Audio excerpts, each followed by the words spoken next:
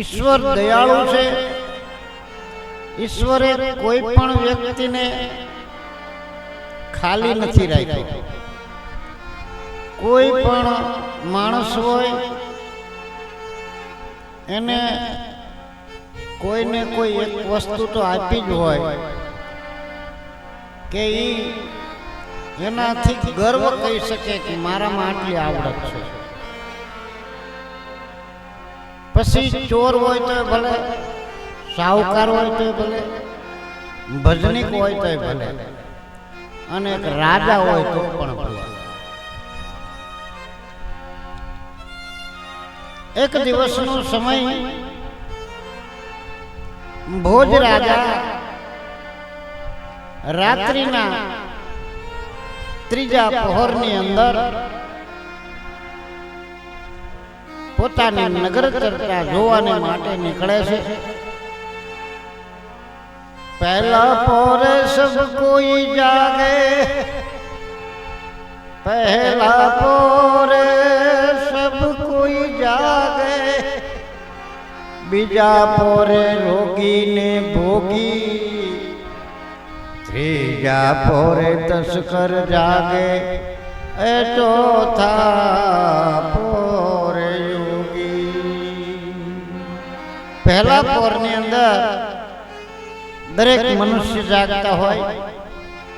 બીજા પોરની અંદર જેને રોગ કુષ્ઠ થયો હોય, કોઈ પણ વ્યક્તિને ગુમડું થયું હોય, પેટમાં દુખતું હોય કે કોઈ પણ જાતનો રોગ થયો હોય તો એ રાતના બીજા પહોરની અંદર જાગતો હોય. ત્રીજા પહોરે તસ્કર જાગે, ત્રીજા પહોરની અંદર ચોર લોકો જાગતા હોય. ચોથા પહોરે જોગી અને જેને તપસ્યા કરવી છે, જેને ભગવાનનું ભજન કરવું છે, જેને ભગવાનની પ્રાપ્તિ કરવી છે, આવા લોકો ચોથા પોરે જાગતા હોય, પૂજા પાઠ કરતા હોય. હા, પછી 7 વાગે જે ટોકરિયા વગાડે, 7 વાગે જે ધંધણાટી ગામમાં બોલાવે તો ગામ હાટું વગાડવાનું. નગારું ઢોલ નગારા જે વગેરે એ ગામના જગાડવાના. બાકી ભગવાન તો વહેલા જાગી જ ગયો હોય. કારણ કે ભક્તની જ્યારે ભક્ત પોતાના ભગવાનની ભક્તિ કરવા માંડે એટલે ભગવાન જાગતો જ હોય. આમ ભોજ રાજા નગર ચર્ચા કરવા માટે નીકળેલા. એમાં સામે 4 વ્યક્તિ એને સામે મળી. એટલે તરત જ ભોજ રાજાએ પૂછ્યું, ગઈ કે આ રાતના આટલા વાગે તમે શું કરો છો, ક્યાં જાવ છો, કોણ છો તમે? એટલે પેલા લોકોએ કહી દીધું કે અમે ચોર છીએ. હે કે ચોર? કે હા, તમે? હું ચોર જ છું. એમ? બરોબર, તો આપણે બધા સરખા. તો કે મને પણ તમારી હારે રાખો. રાજાએ વિચાર કર્યો કે જો આ ચારેયનું પારખું કરવું હોય ને તો એના જેવું થવું પડે. જો એમ કે હું રાજા ભોજ છું, આવડા એકે ઉભા રહીએ ખરા, ફફડાટી મૂક્યા જાય. એટલે ભોજ રાજાએ વિચાર કર્યો કે લાય આને હું કહી દઉં કે હું ચોર છું. એટલે એને કીધું ચોર છું, મને પણ તમારી સાથે રાખો ચોરી કરવા. પેલા લોકો કે ભાઈ ચોરી કરવા તો તમને રાખવી પણ કઈક આવડત તો હોવી જોઈએ ને. તમને પછી ચોર કરીને કઈ આવડતું ન હોય તો અમારે ખોટો ભાગ દેવો જ તમને. એટલે રાજા ભોજે કીધું કે તો તમારામાં શું આવડત છે? મેં હમણાં કેમ કીધું કે મનુષ્યને દરેકને એક વસ્તુ તો ભગવાને દીધેલી જ છે, કોઈને કોઈ વસ્તુ, પણ એનો સદુપયોગ કરતા આવડતું નથી. જો સદુપયોગ કરો ને તો તમે એનાથી પણ ઊંચા ઓલામાં વહી જાઓ. હવે ચોરે કીધું કે તને કઈ આવડે છે તો અમે તને ભેગો રાખી. કે એમ નહીં, તમને પહેલા શું આવડે છે મને કહો, પછી હું તમને કહીશ મને શું આવડે છે. પેલા લોકોએ તો એક પછી એક કહેવા માંડ્યા. પહેલા એ કીધું કે હું ગમે તે જગ્યાએ ધન પડ્યું હોય તો આંખ બંધ કરીને કહી દઉં કે આ ધન આ જગ્યાએ છે, કઈ વાંધો નહીં. બીજા ચોરને કીધું કે તને શું આવડે છે? ત્યારે બીજા ચોરે એમ કીધું કે હું ગમે તેવા પહેરેદાર હોય, ગમે તે માણસ જાગતા હોય, ગમે એવા સજાગ હોય, પણ મારી નજર એના ઉપર પડે એટલે આવડા લોકો બધા હોઈ જાય. બરોબર. ત્રીજા ચોરને કીધું કે તને શું આવડે છે? ત્યારે ત્રીજાએ કીધું કે મારી પાસે એવી વિદ્યા છે, એવી બુદ્ધિ છે કે કદાચ ગમે એવું તાળું હોય તો એ તાળાને હું મારા ખાલી હાથ અડાડું ને એટલે તાળું ખુલી જાય.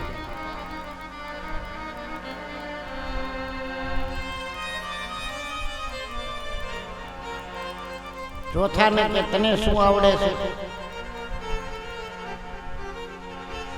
ચોથાએ પણ પોતાની રીતે જે આવડતું હતું એ કીધું.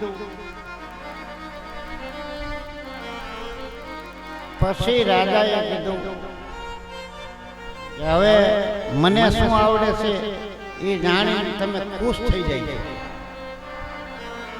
એવું? હા, એવું તને શું આવડે છે? ત્યારે ભોજ રાજાએ કીધું કે મને એવું આવડે છે કદાચ ગમે એવો જજ હોય, માણસને ફાંસીની સજા થઈ ગઈ હોય, પણ એ જજને મારી સામું જોવે એટલે મારી આંખોમાં એવી તાકાત છે ને કે તમારી ફાંસીની સજા માફ કરી દે. ચોર તો રાજી થઈ ગયા કે તો તને ભેગો રાખવા અમને કઈ વાંધો નથી. એટલે અમુક માણસના નેણ એવા હોય, અમુક સાધુ સંતો એવા એવું તપ કરેલું હોય જેના નેણોમાં વરસે નૂર સાચા સંત એને કહેવાય. ખાલી એમે સામું જોવો ને ત્યાં તમારા દુઃખ દરિદ્ર મટી જાય. આવા સંતો દુનિયાની અંદર પડ્યા છે.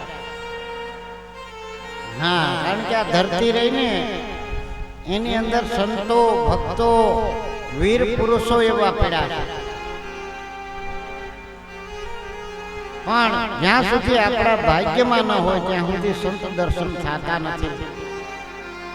એટલે સંતોએ કીધું છે તીર્થ જાય એક ફલ મિલે,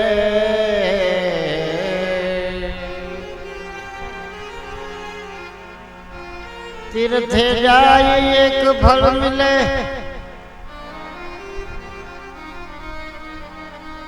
સ્નાન કરે ફળ ચાર,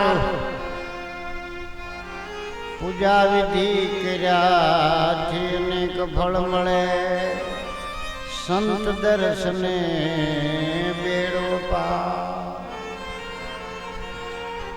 તીર્થ કરવાથી એક ફળ મળે છે, ધર્મ કર્યાથી ફળ ચાર, પણ સાચા સંતના દર્શન કરવાથી બેડો થઈ જાય છે પાર.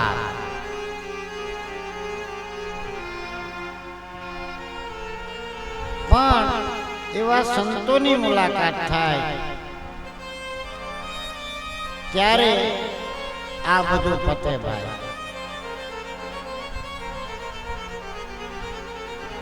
એટલે નીકળી ગયા ચોર. એક જણાએ આંખ બંધ કરીને કીધું કે રાજા ભોજના ખજાનાની અંદર આ જગ્યાએ ઘણું ધન પડ્યું છે. રાજા ભોજે હારે કાંઈ બોલાય તો નહીં, ભલે તારે. પહેરેદારો ચોકી કરતા હતા એટલે જેવો પહેલો ચોર એની સામે ગયો એટલે બધા નિંદ્રાને આધીન થઈ ગયા. કઈ ખબર પડી નહીં. ભોંયરાની અંદર ગયા છે એવા મજબૂત તાળા કે જેની ચાવી ભોજ રાજાના દરબાર સિવાય ક્યાંય હોય નહીં ને ખુલે પણ નહીં. આવા મજબૂત તાળા બીજા ચોરે હાથ લગાડ્યો, તાળા ખુલી ગયા. બધું ધન એકઠું કરી અને જે કઈ કોથળા હતા એની અંદર ભરી અને પાંચેય ત્યાંથી નીકળી જાય. જંગલની અંદર જઈ અને એક ઝાડની નીચે ધન બધું સંગ્રહી દીધું છે. વિચાર કર્યો કે હવે આ 2-3 દિવસ પછી આપણે પાંચેય ભેગા થઈ અને ભાગ પાડશું. સવારના પહોર અને સવારના પહોરની અંદર બધે દેખારો થયો કે ભોજ રાજાના દરબારમાં ચોરી થઈ છે. ભોજ રાજા પણ સવારમાં રાતે તો દાટીને આવ્યા પછી સૂઈ ગયા હતા. સવારમાં એ પણ કહેવા લાગ્યા બહુ કાંઈ ચોરાણું તો નથી ને, ઘણું બધું ધન ચોરાઈ ગયું છે રાજ દરબારની અંદર, કઈ વાંધો નહીં, પણ હવે આપણે ચોરને ગોતો. હવે ચોરને ગોતતા ગોતતા ચોર તો મળી પણ ગયા. કેસ હાલી ગયો. આવડા ચારેયની ફાંસીની સજા પણ થઈ. એટલી વારમાં રાજા ભોજ જજ પાસે આવીને બેઠા. એ સામે બેઠા અને ચોરે સામું જોયું. ત્યાં તો તરત જ ઓલો ચોથો ચોર હતો કે જેની વિદ્યા હતી ગમે એટલે સેટે બેઠા હોય તો હું ઓળખી જાઉં. એટલે તરત રાજા ભોજની સામે આંગળી ચીંધીને કીધું કે આ પાંચમો ભાગીદાર અમારો જે છે ઈવડો તમે જ છો. રાજા ભોજ પણ દાંત કાઢવા લાગ્યા.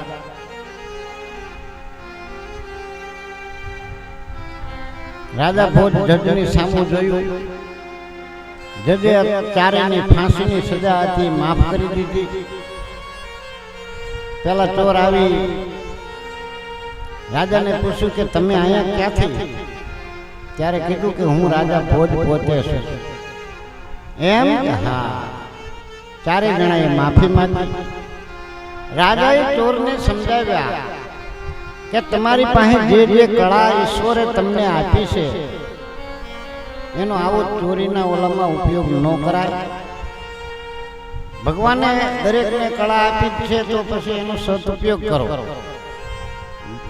રાજા ભોજે ચારેયને પોતાના દરબારની અંદર નોકરીએ રાખી લીધા છે અને કોઈ દિવસ ચોરી નહીં કરવાની, ડાકા નહીં ડાલવાના. પર ધન પથ્થર માનીએ પરસ્ત્રી માત સમાન, ઇતના કીજીએ હરી ન મળે તો તુલસીદાસ જામે. એટલે તમને કોઈ પણ બુદ્ધિનો ઉપયોગ જો નહીં, સદુપયોગ કરો. ઉપયોગ બે પ્રકારના થશે, દુરુપયોગ થાય ને સદુપયોગ થાય. એટલે તમને જો કળા આવડતી હોય તો એનો સદુપયોગ કરવો.